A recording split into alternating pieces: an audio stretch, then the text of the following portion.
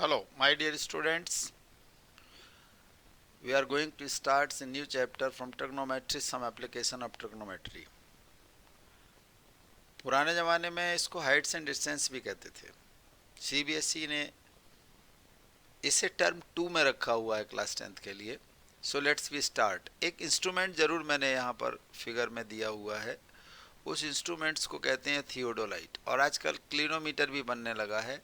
इन दोनों का काम एक ही होता है, to take the measurement of angle of elevation and angle of depression. I am S. K. Nayak.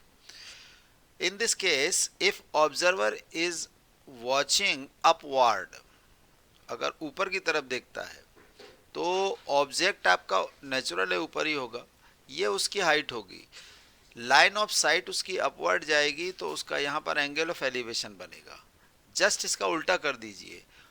At this height अगर ऑब्जर्वर ऊपर की तरफ बैठा हुआ है और उसका साइट ऑफ विजन डाउनवर्ड है तो आप पक्का मान लीजिए कि उस पर एंगल ऑफ डिप्रेशन बनेगा। यहाँ पर सपोज एंगल ऑफ डिप्रेशन तभी बनेगा जब हम ग्राउंड लेवल पर एक लाइन ऑब्जर्वर के आईज से पैरेलल लाइन ड्रॉ कर देते हैं तो ये थीटा ऑल्टरनेट इंटीरियर एंगल से ये भी थीटा हो जाता है, तभी इसमें ट्रिग्नोमेट्री अप्लाई होती है और ये ट्राइंगल कंप्लीट होता है। राइट?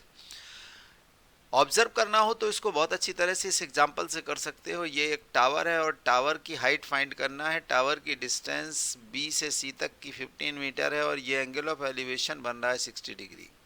नेचुरली है कि आप 1060 is equal to perpendicular upon base apply करेंगे और आप जैसे ही वैल्यू रखेंगे 1060 की √3 और B C given 15, cross multiple से ए बी की वैल्यू आ जाएगी 15√3। B option is correct answer.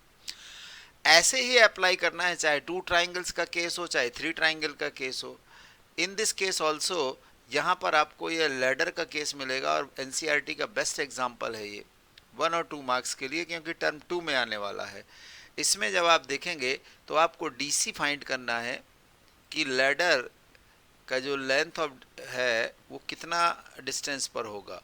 तो सेम ट्रिग्नोमेट्री अप्लाई करिए इसमें, क्योंकि लेंथ दिया है, हाइपोटेन्यूज दिया है राइट ट्राइंगल में, तो हाइपोटेन्यूज दो 2 केसेस में मिलता है। एक तो sine theta perpendicular upon hypotenuse, cos theta base upon hypotenuse. So you can solve this problem. अगर किसी प्रॉब्लम में √3 की वैल्यू गिवन है, √2 की वैल्यू गिवन है, please use it in the calculation also.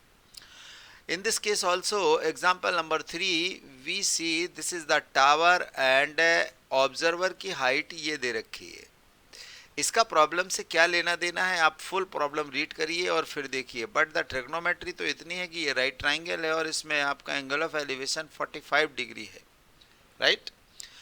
Apply करेंगे जैसे ही आप, तो आपको पता चलेगा कि जो ऑब्जर्वर है उसकी हाइट प्लस ये टावर की हाइट और ये चिमनी जो भी दिया हुआ है, दोनों को जब ऐड करेंगे तो हाइट ऑफ द चिमनी आ जाएगा 30 मीटर। प्लेटफॉर्म दिया है शायद इसका ये। Read the problem carefully. Question number 4 देखिए आप, ये बहुत इंपॉर्टेंट क्वेश्चन है। इसमें 2 ट्राइंगल की स्टडी करनी पड़ेगी आपको। 1 triangle you will take triangle PAB and other triangle is PAD। Right?